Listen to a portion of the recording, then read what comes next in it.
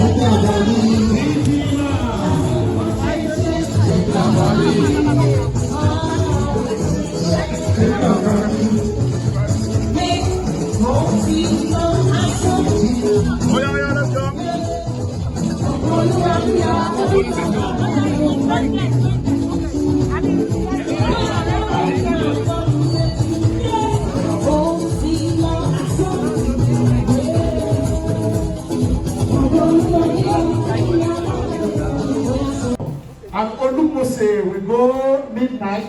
And I said, Baba, people are playing this role. I want to play a bad boy with good attitude. Baba said, let's do this. I will be playing my own area boy with grammar. Speaking expensive grammar.